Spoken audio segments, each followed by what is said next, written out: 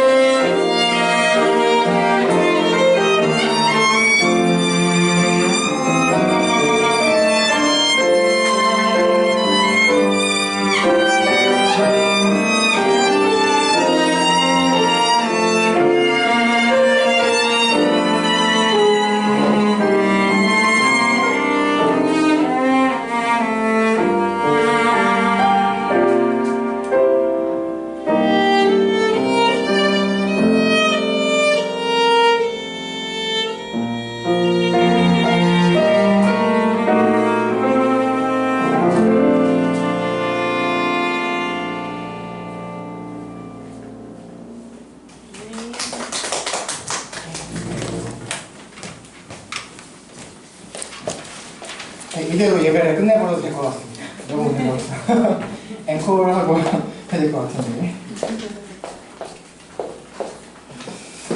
네, 샬롬 잘 지내셨습니까? 오늘도 예수님만 약속, 예수님으로 인해 행복하시고 오늘 충만하시길 바랍니다. 이대로 끝내도 좋겠지만 그래도 어쩔 수 없이 설교를 해야 되니까 오늘도 지난주에 이어서 욥기를 살펴보며 은혜를 나누고자 합니다. 오늘 본문을 통해 하나님께서 우리에게 이렇게 말씀하십니다. 우리 구약성경 욥기 말씀 같이 보시겠습니다.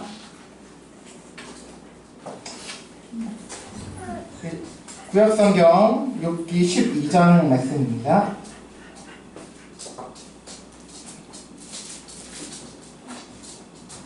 욥기 12장 1절에서 12절까지인데요. 우리 구약 772쪽입니다. 욥기 12장 1절부터 12절까지입니다. 구약 772쪽입니다. 제가 한 절, 여러분 한 절, 마지막 12절 같이 읽도록 하겠습니다. 제가 먼저 1절 읽습니다. 욥이 대답하여 이르되 너희만 생각하는 것이로구나. 너희가 죽으면 지혜도 죽겠구나. 나도 너희같이 생각이 있어 너희만 못하지 아니하니 그 같은 일을 누가 알지 못하겠느냐. 하나님께 불러하여 들으시면 내가 이 세계 소리가 되었으니 여기도 온전한 자가 소리가 되었구나. 평안한 자의 마음은 재앙을 멸시하나 재앙에 실족하는 자를 기다리는구나. 강도에서 상관을 통하고 하나님을 지켜서 사는 자는 평안하니 하나님이 그 손에 응해 주시니라. 이제 모든 짐승에게 물어보라. 그것들이 내게 가르치리라. 공중의 새에게 물어보라. 그것들이 또한 내게 말하리라. 땅에게 말하라. 내게 가르치리라. 바다의 고기도 내게 설명하리라. 이것들 중에 어느 것이 여호와의 손이 이를 행하신 줄을 알지 못하랴. 모든 생명과 모든 사람의 육신의 목숨이 다 그의 손에 있느니라. 입이 음식의 맛을 구별함 같이 귀가 말을 분간하지 아니하느냐. 늙은 자에게는 지혜가 있고 장수하는 자에게는 명철이 있느니라. 아멘. 여러분, 지난주에 우리는 욥기 11장을 함께 살펴보았습니다. 11장에서는 9장에서 10장까지의 욥의 말에 대해서 반박하며 욥을 몰아세우는 소발의 주장이 기록이 되어 있었죠.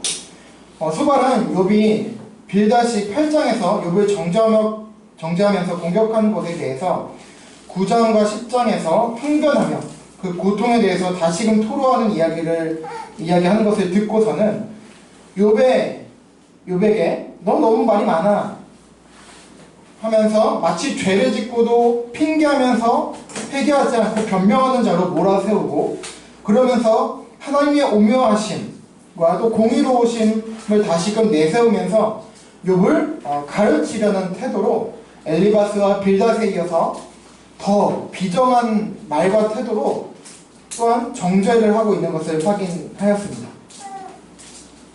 이어지는 12장은 이에 대한 욥의 반박과 항변이 역시 기록이 되어져 있는데요.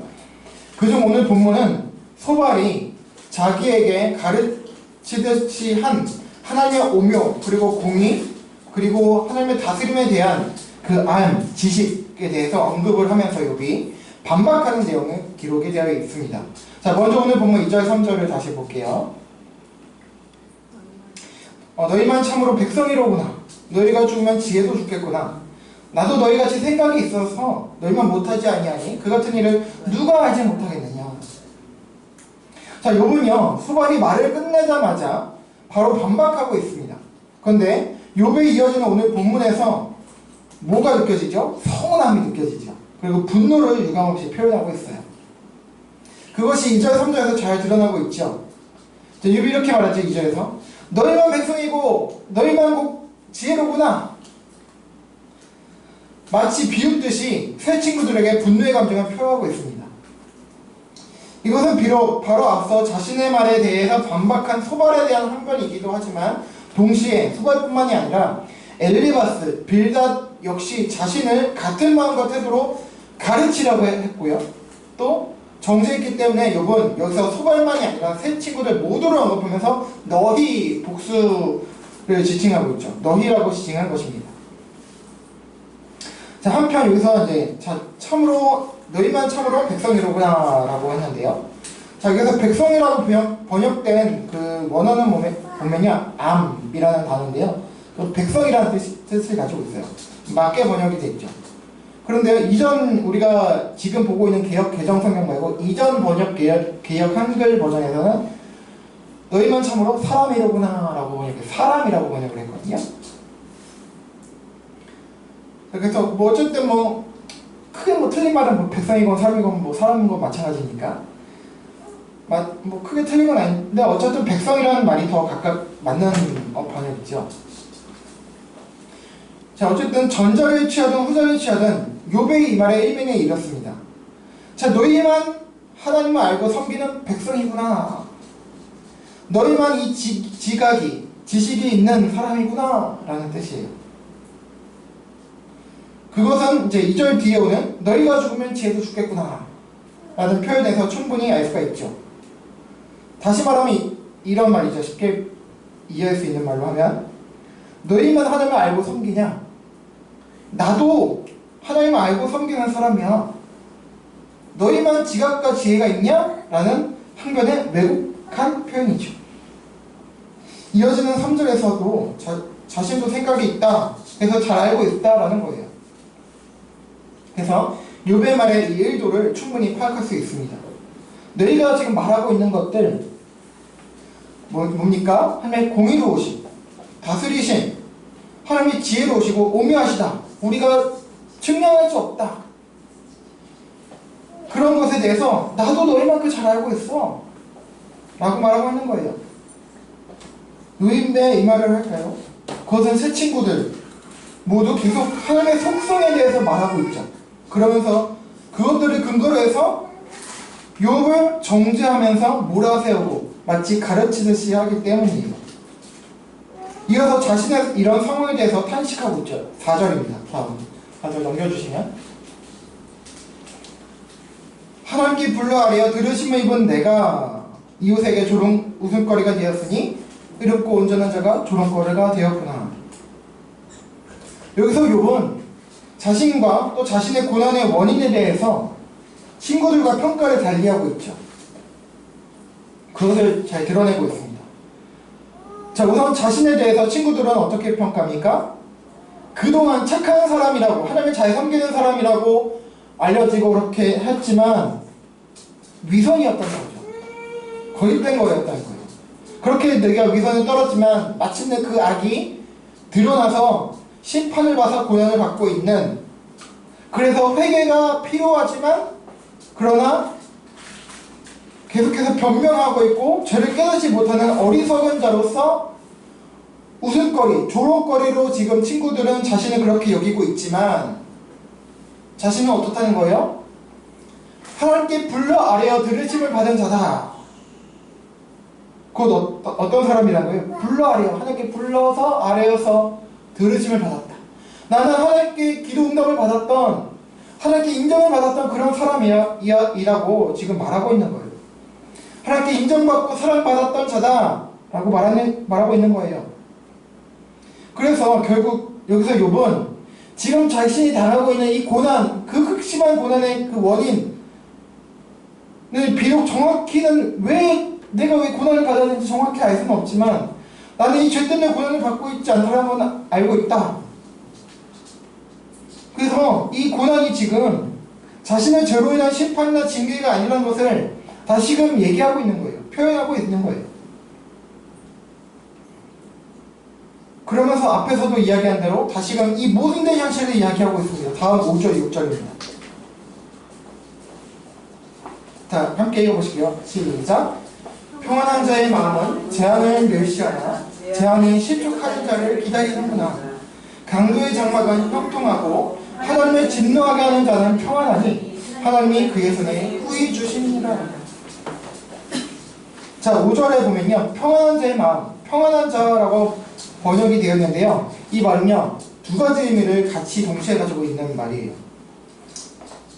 자, 긍정적인 뜻이 있고 다른 한편으로는 부정적인 뜻이 있는데요. 자, 첫 번째 긍정적인 뜻은요, 이 번역 그대로 안전하고 평온하게 사는 사람을 뜻하고 있고요. 또 반대로 부정적인, 같은 단어인데도 불구하고 상이한 뜻을 가지고 있는데 부정적인 뜻을 가지고 있습니다. 한편으로는 이 부정적인 뜻은 뭐냐? 아니한 사람, 그리고 그래서 어떻게 돼요? 오만한 사람이라는 뜻도 함께 가지고 있어요. 자, 전자의 의미를 우리가 취한다고 하면 이 평안한 자는 누구를 가리키냐? 바로 욥 자신을 가리키는 거예요. 그래서 자신은 온전하게 살아서 재앙과는 관계없이 살았던 자신이지만, 그런 삶을 살았지만 자신이 실족하게 되어서, 이거는 뭐 죄를 지었다는 실족하게 되었다는 말이 아니라 뭔가 실수하고 좀 넘어지게 됐다, 실망하게 되었다 라는 그런 의미를 가지고 있다고 보시면 돼요. 그래서 자신이 실족하게 되어서 재앙을 마치 기다리듯 하는, 재앙이라는 것이 자신 마치 쫓아오는, 추격하는 자가 되었다는 거예요. 자신은 그렇게 이런 고난을 받을 만한 그런 죄를 짓지 않았음에도 불구하고 재앙이란, 이 고난이라는 것이 나를 추격해서 마치 사냥하는, 앞에서 나오듯이 사냥하는 젊은 사자처럼 나를 그렇게 사냥하고, 또 하나님께서 관역을 자기의 관역을 섬기면서 활을 쏜다는 표현이 있어요. 그래서 막 자신을 추격해오는 그런 것처럼 그런 불안한 상태에 있는 자가 되었다는 뜻이에요. 자, 그러나 여기서 이 평안한 자라고 번역된 말을 후자의 의미, 곧 아니하고 오만한 자라는 의미를 만약에 취한다고 한다면 이에 해당하는 자는 누굽니까? 욥 자신이 아니라 소발을 위시한 세 명의 친구들을 의미하는 것입니다. 그래서 곧 이 말은 후자의 의미를 따른다면 이들 세 친구들이 의로운 자도 세상 속에서 이 현실의 삶에서 재앙을 당할 수 있고 고난을 받을 수 있다는 사실을 그들은 애써서 무시한다는 거예요. 경시한다는 거죠. 그러니까 그들은 계속해서 인과응보 논리에 쌓여 있잖아요. 그래서 의로운 사람은 반드시 보상을 받아서 복을 받아야 되고, 복을 받고, 죄 지은 자는 고난을 받고 죄를 재앙을 당한다라는 그런 관념이 꽉 차 있는데, 그런 그들의 관점에서 보면 욥은 지금 죄 때문에 고난을 받고 있는 거라고 생각하는 거죠. 그러니까 이 고난을, 의로운 사람도 고난을 받을 수 있다는 현실, 사실, 분명한 사실을 그들은 애써 무시하고 있다는 말이 되는 거예요. 평안한 자의 마음은 오만하고 아니하고 오만한 자의 마음, 그들 세 친구들의 마음은 재앙을 당할 수 있다는 사실을 멸시하고 있지만, 재앙이 실족하는 자, 죄를 짓는 자를 기다린다. 아니, 어려운, 넘어지는 자, 좌절하고 있는 자, 연약한 자를 기다린다 라는 거예요. 그러니까 고난이라는 것은 누구에게나 올 수 있다는 의미가 되는 거지. 그러니까 이 5절은 두 가지 의미가 둘 다 가능한 거예요. 자, 그렇지만 이제 본문 계속 오는 문맥상 흐름을 보면은 전자 의미로 보는 게 좀 더 자연스럽다고 볼 수 있습니다. 따라서 여기서 평안한 자는 욥 자신을 의미하며, 또 5절은 의롭고 온전하게 살았던 자신이지만, 나는 그렇게 살았지만 현재 이런 극심한 재앙, 재산, 종들, 사랑하는 자녀들, 10명의 자녀 다 잃고, 그리고 몸에까지 그런 문둥병까지 걸리는 그런 극심한 재난을 당하는 고난을 까닭없이 당하고 있다는 탄식이면서 동시에 소발을 위시한 세 친구들에게 하는 반박으로 오늘 5절을 이해할 수 있습니다. 자, 그러면서 이어지는 6절에서 앞서 엘리바스와 빌닷과 변론할 때도 마찬가지로 말했듯이 이렇게 말하죠.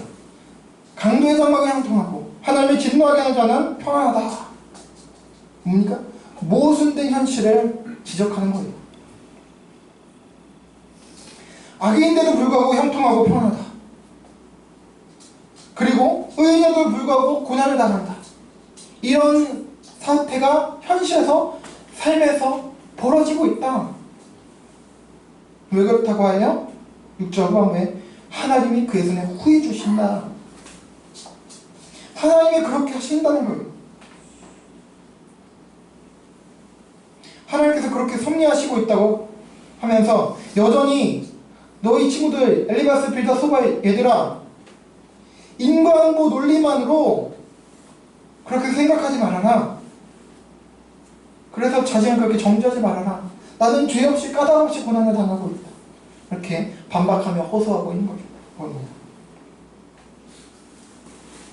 그리고 이런 자신의 주장에 대해서 이어서 보충적으로 설명하고 있는데요.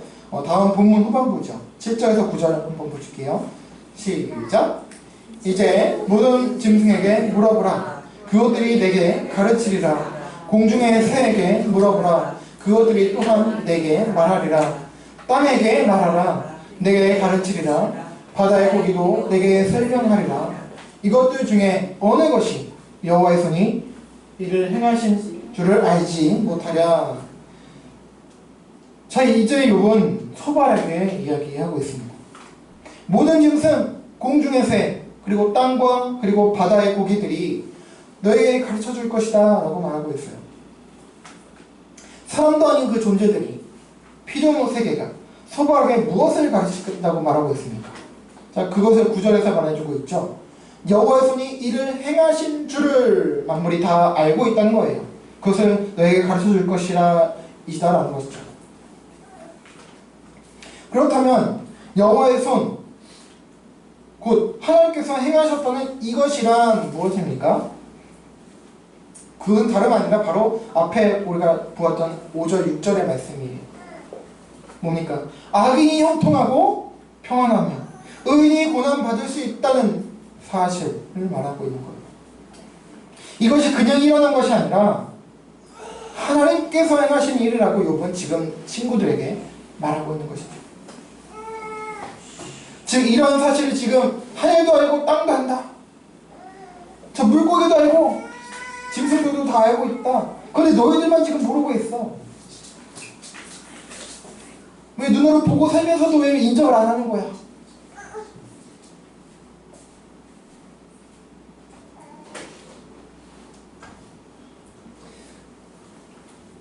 그러나 단지 그 이유를 자신이 알지 못하는 것. 그러니까 이런 지금 극심한 고난을 당하는 그 구체적인 이유. 왜 내가 이런 극심한 고난을 당해야 하는지, 받아야 하는지 그 구체적인 이유는 모르겠지만 이 알지 못하는 그 답답함, 그리고 너무나 이 힘든, 어렵고 정말 괴로운 이 고난으로 말미암아 답답하고 지친다는 것을 욥은 계속해서 토로하는 것인데, 그것을 가지고 지금 이 세 친구들이 알지도 못하면서 자꾸 자신을 책망하고 정죄한다는 말을 하고 있는 것입니다. 그리고 그렇게 하고 있다고 주장하는 거예요. 그래서 욥은 이어지는 10절에서 모든 만물이 하나님의 손에 있다. 그래서 그가 원하시는 대로, 때로는 뭐 복을 주시면서 좋은 대로 이끄시기도 하지만, 하나님 원하신다면 때로는 고난에 사망의 음침한 골짜기로도 가게 하시고, 나를 단련시키기 위해서 땅 치고 불속에도 넣으시고 폭풍도 경험하게 하신다는 거죠. 평안과 형통에도 이끄시지만 고통과 아픔에도 처할 수 있다는 것을 욥은 지금 간접적으로 말하고 있습니다. 그래서 12절에서는 자신도 맛을 구별할 수 있다. 말을 분간할 수 있다. 그렇게 기본적으로 나도 지식과 지혜, 명철함이 있다고 항변하면서 나도 너희들이 말하는 하나님의 공의로우심 다 알고 있어. 너희들만 아는 거 아니야. 그걸 몰라서 지금 내가 이렇게 말하는 게 아니야 라고 반박하고 있는 것이 오늘 본문의 내용이라는 거예요. 여러분, 오늘 본문을 통해서 우리가 생각해볼 여러 지점들이 있습니다. 욥이 지금 자신도 알고 있다. 너희만 백성이고 너에게만 지혜가 있냐라고 하면서 시작한 이 반박과 항변에서 우리는 누군가, 그리고 특히나 고난받고 있어서 힘들어하는 상태에 있는 사람들에게 어떤 조언을 할 때에 가르치려는 태도를 피해야 함을 우리는 알 수 있습니다. 특히나 기초적인 지식, 당연한 사실을 가지고 설득하려 하고 충고하려는 마음을 우리는 버려야 합니다. 우리는 많은 경우 실수를 범하게 됩니다. 누군가에게 충고하고 조언을 해준다고 하면서 하나님의 거룩하심, 뭐 전지전능하시고 뭐 사랑하시고 공의로우시고 특히 고난받는 사람들이 있잖아요. 그들에게 우리는 어떻게 말하기를 좋아하고 합니까? 뭐 위로하는 마음도 있지만 한편으로 하나님의 무슨 선하신 뜻이 있을 거예요. 물론 사실 좋은 말이죠. 이게 욥의 친구들처럼 그런 정죄하려고 하는 게 아닐지라도 이걸 통해서 너를 무슨 단련시켜서 뭐 지금 솔직히 제가 설명한 것처럼 이렇게 말을 하려고 하기 쉬워요. 우리가 잘 아는 사회적 어떤 많이 경험했던 세월호 사건이라든지 그런 것을 통해서 많이들 얘기했다고 하잖아요. 그런 아픔을 겪은 사람들한테 하나님의 선하듯 여러분 당신들이 뭐 믿음을 성장시키기 위해서 이런 아픔을 주었다. 근데 그게 사실 그들에게 위로가 됩니까? 그들이 이렇게 세워지고 그렇으니까 내가 하나님을 더 섬겨 그렇게 될까요? 오히려 상처만 되는 거죠. 하나님에 대한 원망만 더 생기는 거예요. 왜 하나님께 나를 성장시키기 위해서 그런 아픔을 주게 하냐고 굳이. 왜 내 자녀들을 사랑하는 그런 사람들을 그렇게 보내버리셨어야 하냐고. 오히려 원망하는 계기가 된다는 거예요. 더 아프게 되고 상처받고 아프게 된다는 거예요. 그래서 그런 용어들을 언급할 때가 많은데 수바에도 그랬고 엘리바스 빌닷도 자신들이 알고 있는 그 종교적 지식들을 사용해서 욥이 죄인임을 이야기하고 회개를 촉구하려 했다는 거예요. 일반적인 인과 응보 논리를 가지고 때로는 전통과 격언 등을 가지고 또 때로는 자기가 체험했던 그런 어떤 신비한 체험을 근거로 해서 고난받는 자를 위로하고 격려하고 품어주는 것이 아니라 오히려 정죄하고 비난했다는 것이죠. 가르쳐야 할 상황이 아닌데도 불구하고 가르치라고 했고 그것마저도 상황의 인식이 잘못되었던 거예요. 거기다 무엇보다 사랑과 긍휼의 마음이 전무했기 때문에 그들은 욥을 괴롭히게 된 것이었습니다. 특히 오늘 본문에서 욥은 친구들의 자칭 지혜로움을 책망하고 있어요. 왜냐하면 친구들이 자신들을 스스로 지혜롭다고 여기면서 욥에게 지금 충고 및 조언을 했기 때문이에요. 욥은 뭔가 모르는 좀 어리석은 사람이라고 여겼던 거죠.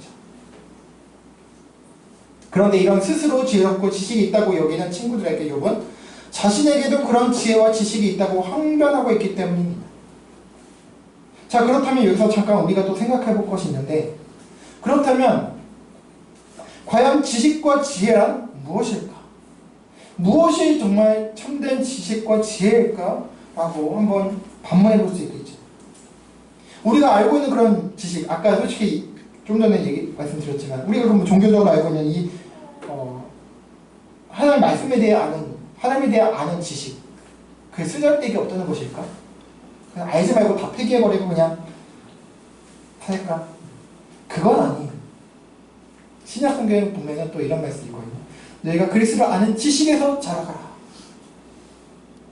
지식 귀중한 것입니다. 선한 거예요. 하나님에 대한 아는 지식, 이 말씀에 대한 지식이 없으면 그냥 내 마음대로 그냥 이랬다 저랬다 신앙생활 하게 되고요. 여러분 이단에 빠질 수 있어요. 사이비 이단에 쉽게 빠지는 거예요.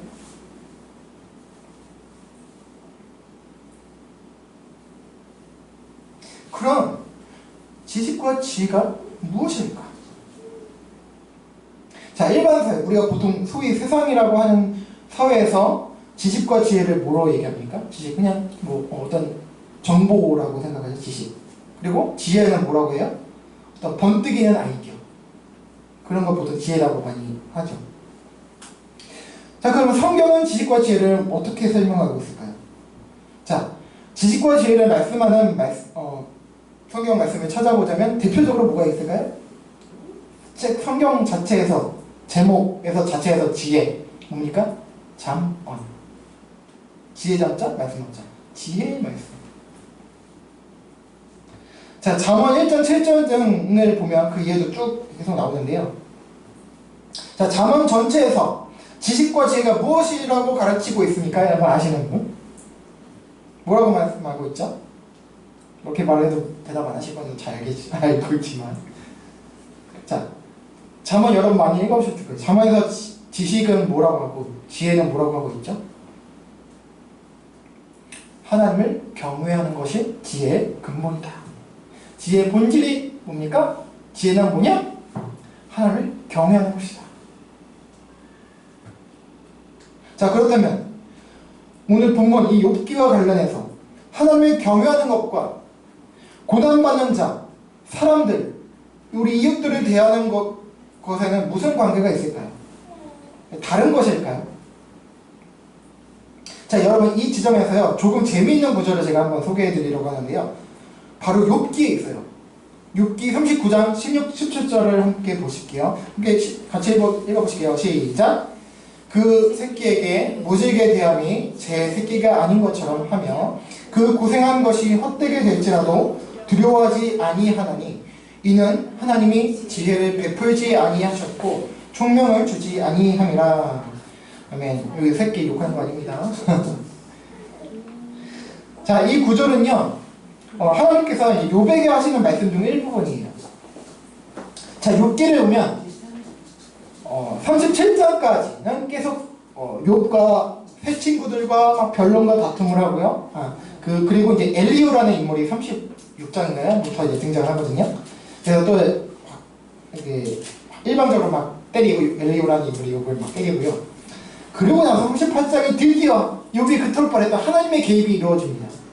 하나님께서 직접 나타나셔서 말씀하세요. 그러면서 뭐 이게 뭐 만물을 계속 언급하시면서 네가 뭐 이렇게 창조를 해봤냐, 뭐 해봤냐, 네가 아냐, 뭐 욥에게 계속 말씀하시거든요. 근데 그 중에 39장에 오늘 본문 이 지금 구절은요, 타조 새 있죠, 그 큰 타조 새, 그것을 언급하시면서 말씀하시는 건데요. 이제 38장에 침묵을 깨시고 욥에게 말씀하시죠. 하나님께서 창조하신 만물, 피조 세계를 가지고 하나님께서 만물을 이렇게 운용한다. 알려주시고 계세요. 타조, 39장, 16, 17장, 14절부터 이제 나오는데, 타조에 대해서는 13절부터 나오는데 16, 17절만 보는 거예요. 자, 그런데 이 타조를 언급하시면서 관계없어 보이는데 타조와 지혜가 무슨 관계 있을까 하는데, 타조를 언급하시면 지혜에 대해서 가르치고 계시거든요.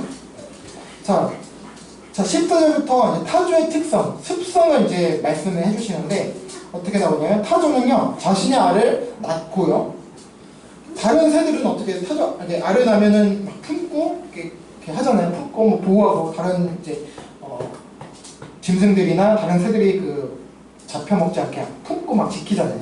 근데 어떻게 한대요? 타조는요 낳고서 그냥 간대요. 품지 않는데요. 품고 보호하지 않는데요.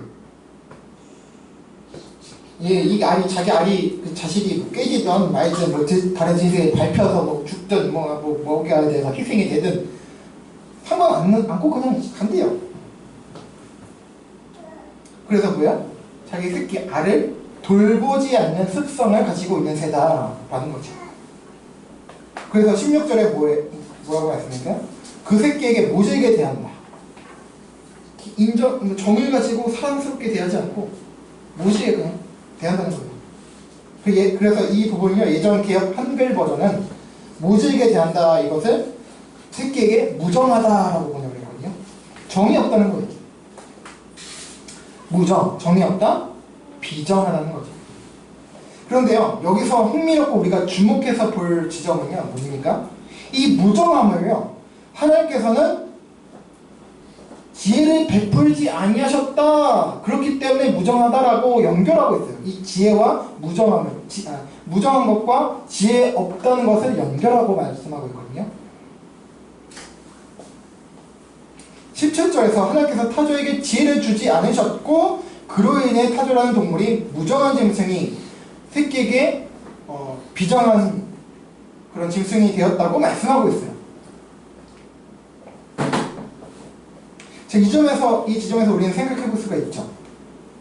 욥기를 통해서 하나님께서 가르쳐 주신 지혜란 과연 무엇일까? 바로 인정입니다. 긍휼히 대하는 것, 따뜻하게 대하는 것, 다시 말해서 사랑하는 것, 그것이 바로 지혜 지혜다라고 욥기는 가르쳐주고 있는 겁니다. 긍휼히 여기는 마음, 공감하고 동정해주는 마음. 그것이 우리는 생각해, 이게 무슨 지혜랑 무슨 상관이 있어. 물론 이렇게 정 많고 뭐 사랑해주고 그건 좀 사실 지시가 없고 무정한 게 좀 죄송합니다 이런 표현에서 멍청한 사람이나 좀 그렇게 하고 하는 거 아니야? 똑똑한 사람은 많이 막 냉정해야 되고 그렇게 많이 생각하잖아요. 무엇인가 많이 아는 것, 또 어려울 때 무슨 버뜩이는 아이디어를 지식이고 지혜다라고 생각하며 알고 있어요. 우리는 말이죠. 그러나 성경을 통해서 하나님께서는 그게 아니다.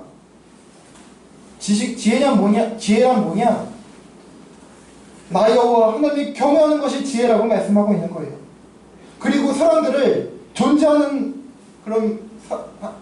것들을, 사람들을, 이웃들을 사랑하는 그것이 바로 지혜다라고 말씀하고 가르치고 있지요. 그럼 연결해서 볼까요? 하나님을 경외하는 것이 지혜다. 그리고 사람을 또 사랑하는 게, 인정을 품는 게 지혜다.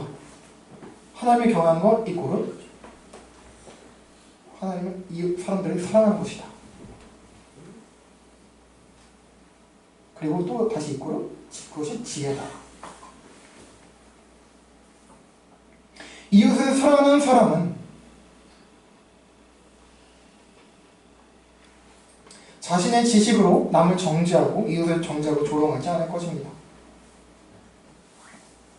그 사람은 자신의 지식과 지혜로 남을 그리고 이웃들을 사랑하며 품고 위로하며 공감해주는 사람인 것입니다.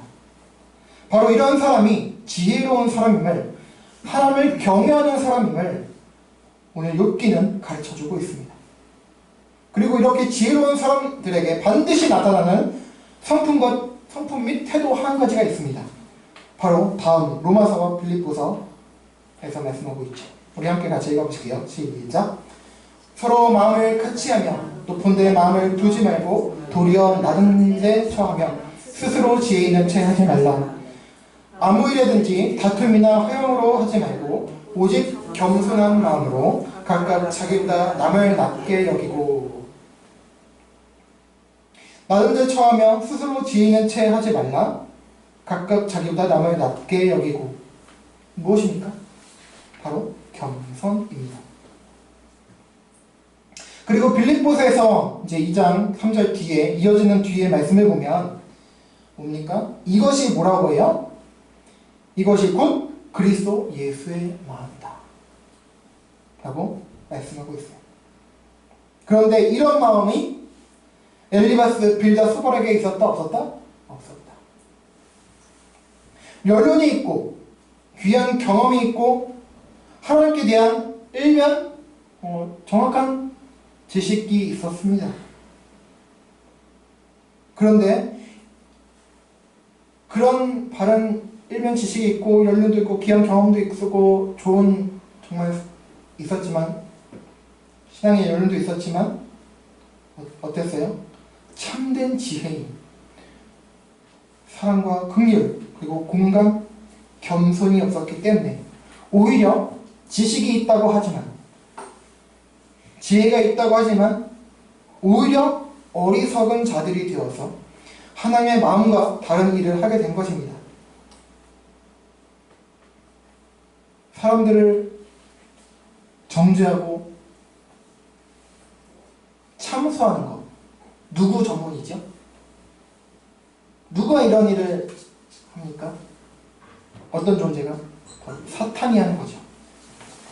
그렇다고 엘리바스 이런 사람들이 사탄이라는 건 아니고, 마치 1장 2장에 사탄과 닮은 참소하는 자가 되어서 욥을 더 힘들고 괴롭게 만들게 되었다는 겁니다. 사랑하는 그리스도인 여러분, 오늘 본문에서 우리는 다시금 깨닫습니다. 아무리 많은 지식이 있어도 사랑과 겸손함이 없다면 사람을 살리고 세워주는 것이 아니라 죽이고 파괴하며 괴롭히게 된다는 것을 말입니다. 그래서 우리가 잘 알고 있는 사랑장이라고 하는 고린도전서 13장은 사랑이 없으면 시끄러운 소리, 울리는 꽹과리가 된다.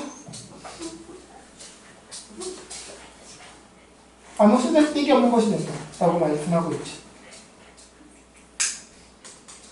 사랑과 겸손함이 없다면 바른 지식을 가졌으나 오히려 오판하게 되어서 잘못된 판단과 처방을 내릴 수 있다는 것을 말입니다. 따라서 오늘 본문을 통해서 우리는 하나님께서 우리에게 하시는 말씀에 따라서 우리에게 먼저 사람과 특히나 어려운 사람들을 향한 예수 그리스도의 마음, 곧 뭡니까? 사랑과 긍휼, 있기를 구해야 할 것입니다. 왜냐고요? 이 마음은요, 우리에게서 나오지 않아요. 우리는 죄성을 가지고 있기 때문에 우리 스스로 사랑할 수 없어요. 우리는 이기적인 존재들이기 때문에. 이 마음은 예수 그리스도의 마음이기 때문에 하늘로부터 덧입어야 합니다. 따라서 이런 예수님의 마음을 구함으로 어떻게 해요? 야고보서 1장 5절은 이렇게 말씀하고 있죠. 꾸짖지 아니하시고 후히 주시는 하나님께 구하라. 그리하면 주시리라. 야고보서 이 구절도 지혜에 대한 말씀이거든요. 그리고 앞절에 보면 인내를 말씀하고 있어요. 고린도서 13장은 또 뭐라고 말씀하죠? 사랑은 오래 참으며, 그 사랑에 대해 말씀할 거예요. 사랑이 곧 지혜다.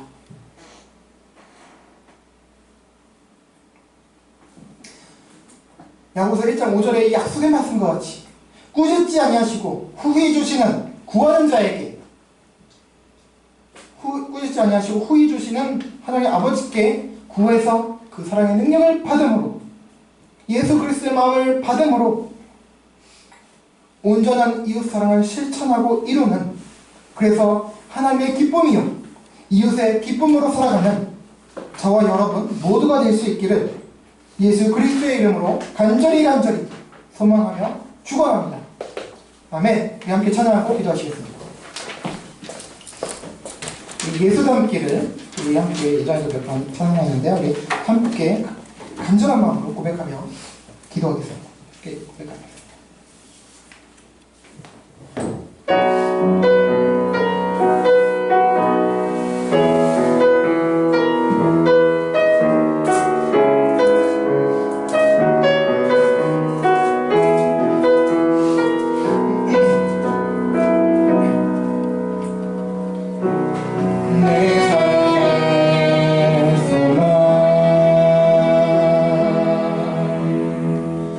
내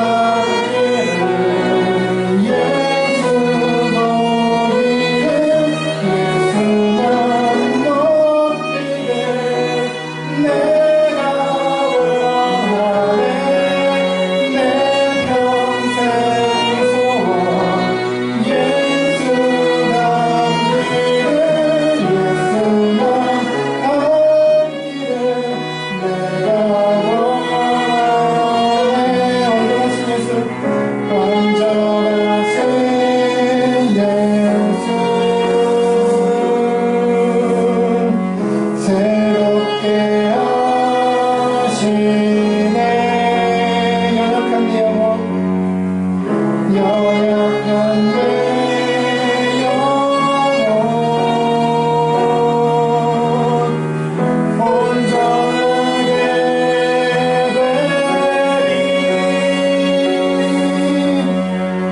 예수 남기를 예수로 예수만 높이네 내가 원하네 내 평생 소원 예수 남기를 예수만 남기를 내가 원하네.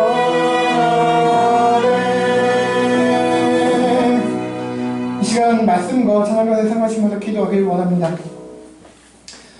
여러분 지혜로운 삶을 살길 원하고 계시죠?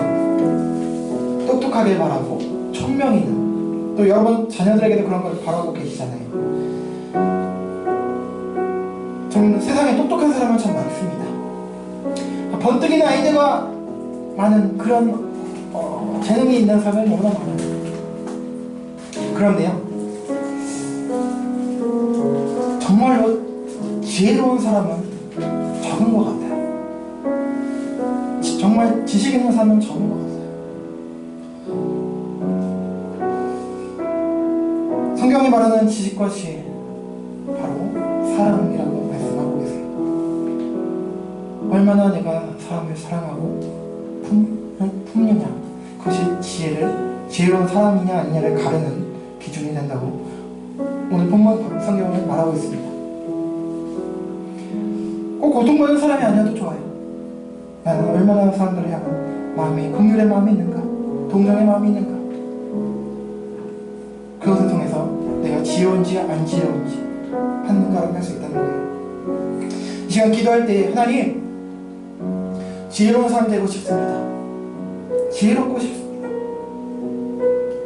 비록 많은 것은 알지 못할지라도 하나님 내가 사람을 사랑하는 사람 품는 사람 긍휼히 여기는 마음을 가지고 온유한 마음을 가지고 살아가는 그런 정말로 지혜로운 사람으로서 주님을 닮은 사람으로서 살고자 하오니 주님 내 안에 없는 그 지혜 그 사랑을 주님의 마음을 내 안에 허락해 주시옵소서.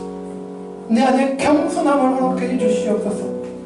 내가 알아서 뻣뻣한 것이 아니라 알기 때문에 더 머리를 숙이고 남을 더 낮게 여기고 지혜로 찾지 말고 한 마음 품고 또 특히나 어려운 사람들의 그 자리에 함께 있어주고 마음을 같이 해주는 그런 멋진 성도가 되기를 원하오니 주여 도와주십시오 하는 마음으로 같이 기도하시길 원합니다. 오늘도 변함없이 저는 조용히 있게 됐습니다. 여러분 마음으로 또 소리내서 기도해 주셨습니다. 한 2분 정도 기도 시간 드릴 테니까 함께 여러분 가지고 계신 기도 제목과 함께 오늘 본문을 생각하시면서 오늘 말씀을 생각하시면서 기도하길 원합니다. 시간 같이 기도하겠습니다.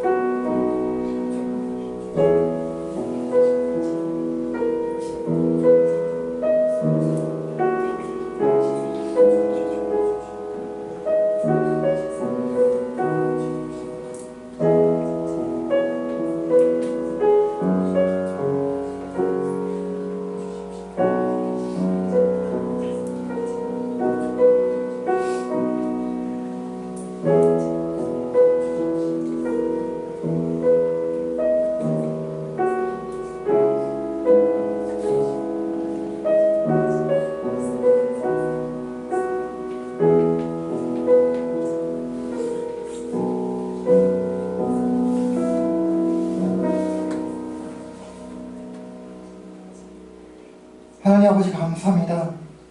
참 지혜의 원천이시오 지식의 원천이신 주 아버지 하나님, 오늘 말씀에 따라 참된 지혜가 바로 사랑이라는 것을, 겸손이라는 것을 다시금 깨닫고 나아갑니다. 하나님, 저희에게 이런 능력과 힘이 없습니다. 하나님, 구원이, 이 시간 구원이 하나님 저희들에게 꾸짖지 아니하시고 후히 주시는 이 사랑의 능력을, 사랑의 마음을, 예수 그리스도의 마음을 저희에게 덧입혀 주시옵소서. 그리하여 우리 서로 간에 그렇게 사랑하고 섬기며 또 이웃을 그렇게 사랑하고 섬기는 오늘 하루가 되게 하시고 또 일주일이 되게 하시고 1년의 삶이 되게 하여 주시옵소서.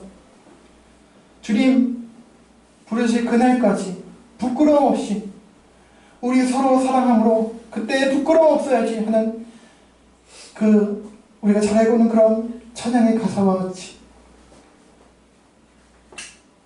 우리 서로를 품는, 또 어려운 이웃들을 품는, 정죄하고 판단하는 그런 마음이 아니라 그들과 함께하는 마음으로 그들을 품는 참된 지혜로운 자들이 되어 하나님을 기쁘시게 하고 또 우리 이웃들을 기쁘게 함으로 예수 그리스도의 사랑을 전파할 수 있는 저희 되게 하여 주시옵소서.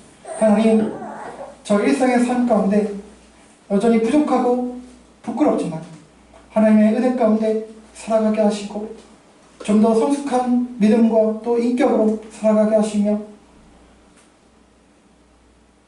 좀 더 예수님을 닮은 모습으로, 좀 더 성숙한 모습, 아름다운 모습으로 그렇게 살아갈 수 있도록 도와주시고 특별히 어려움 가운데 있는 성도님들 위로해 주시고 우리가 함께 품고 한 마음으로 함께 할 수 있도록 인도하여 주시옵소서. 그리하여 서로가 위로받고 위로하는 그런 건강한 아름다운 공동체, 사랑의 공동체 될 수 있도록 우리 서평교회 공동체와 우리 한국교회를 새롭게 하여 주시옵소서. 감사하며 이 모든 말씀 예수 그리스도의 이름으로 간절히 기도합니다. 아멘. 네, 감사합니다. 네, 오늘 숙제생 세 분 참여인 감사 말씀드립니다. 네, 오늘 또 처음으로 이렇게 예배 함께 해주시고 우리 필리스의 봉사 감사합니다. 네, 오늘 또 귀한 맛있는 식사 준비해주셔서 감사합니다.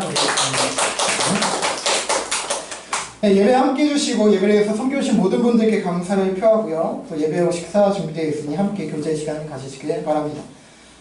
서평교회 공동체와 한국교회 그리고 나라를 위해서 끊임없이 기도해 주시고 저를 위해서도 계속 평행하신 대로 기도해 주셨으면 감사하겠습니다. 다른 광고는 주부로 참여해 주시길 바라고요. 그럼 다 함께 자리에서 일어나시겠습니다.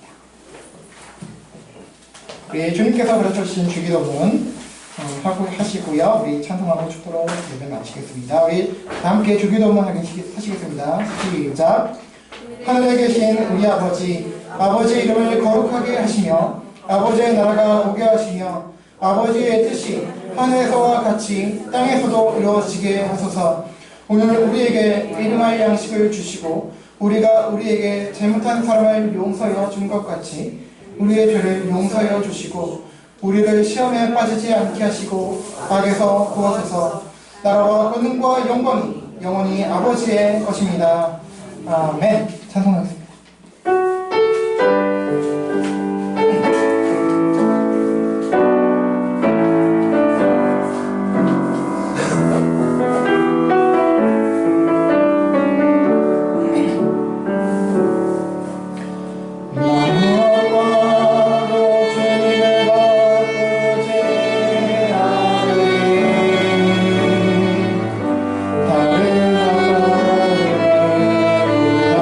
다른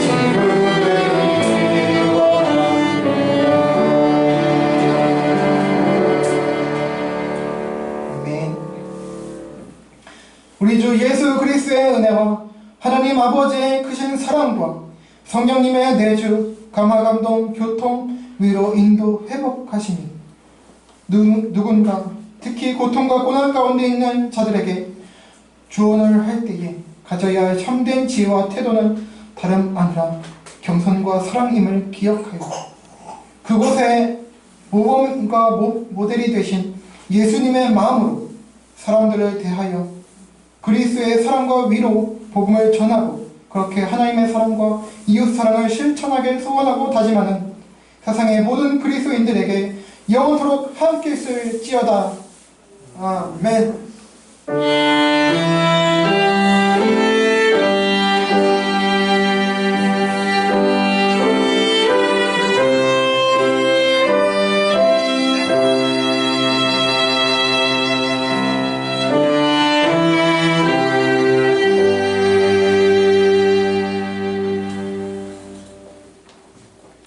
감사합니다.